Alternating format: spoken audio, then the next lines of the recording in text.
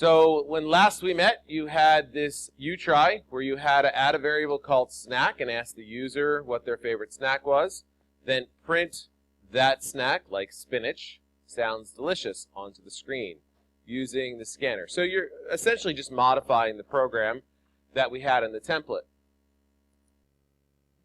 So here is essentially what we need to do. This was the old program. This is the new program. Really, that's all we're doing. Changing the variable from n to something that makes more sense, called snack. And then when we do our system.out.println, we're doing just the word snack plus sounds delicious. However, I wanted to point something out here. When you do a concat of a string and a variable, one of the things you have to be careful of is spacing. So if I don't realize that I need a space here at the very beginning of the quotes, what will end up happening is when the user types in something like cookies, it'll say cookies delicious, or cookie sounds delicious. One word, cookie sounds. As opposed to being two words is what it should be. So whenever you're dealing with strings and concatenating data, you need to make sure that you're paying attention to spacing. Yes?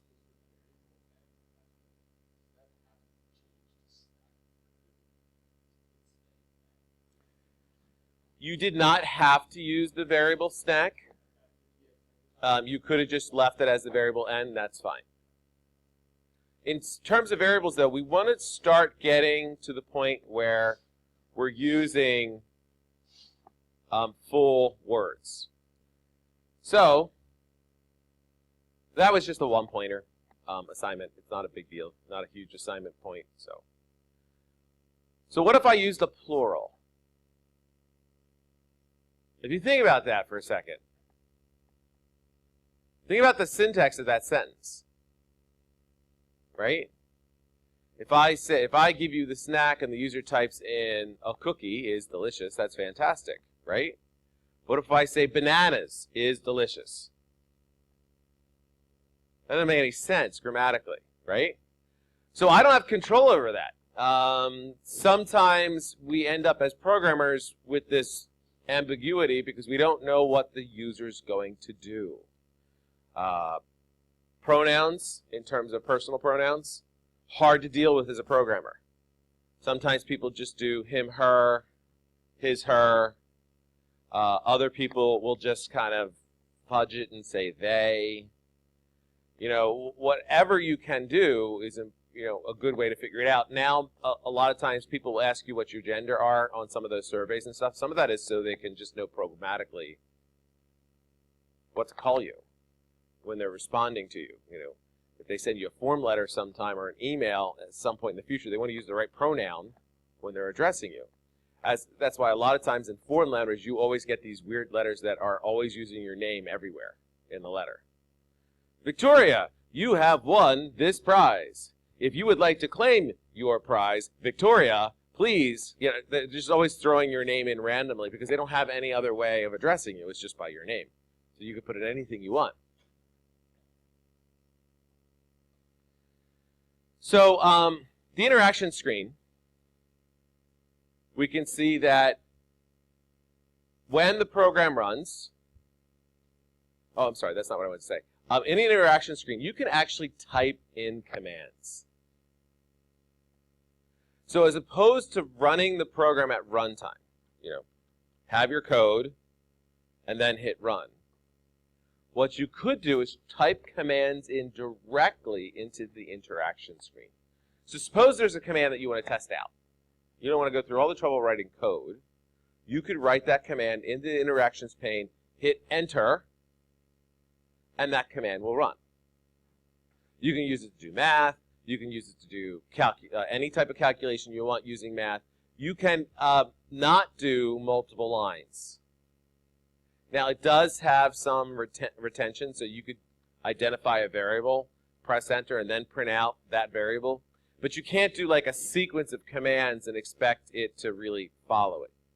It'll do one thing at a time. So that's kind of interesting.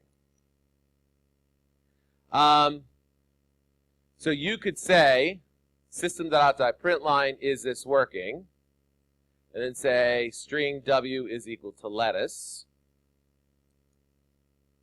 and then say system.out.println w not be late. I'm missing a quote there. And what you're going to get is lettuce will not be late. There, I found my quote mistake. So it retains the variable information that you have from line to line. But you can't do a multi-line execution. Like when we talk about for loops later, you'll find you'd have to do a for loop in a single line. You couldn't do a whole bunch of commands embedded inside of a for loop. You couldn't do a while loop with a whole bunch of commands. You could do a single line while loop, but you could not do a whole bunch of commands. But it's good to test things out. It's good to be able to have that flexibility without having to go through and run an entire Java program. By the way, this is actually how Java runs your program. When you hit run, look at the interactions pane to see what actually happens. You'll get a command that says Java and then the name of your program, where it's actually running your program. Most line-level compilers do that. If you're running a Python program, you can write Python and then the name of the program. You can probably go into your computers. A lot of your computers might already have Python on them. I know all the Macs do. And go to a terminal and type in Python and then put in a program name, and it'll just run it. So the same thing is true for Java. If you have a Java compiler built in, you could just write at the terminal or at the command prompt Java, and then the path to the file and press enter. It'll run that Java file for you.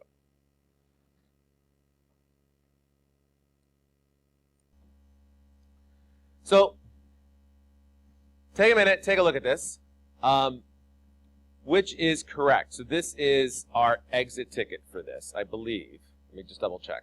So I want you guys to pause the video and do the exit ticket now. It should only take you a minute, okay? So go ahead,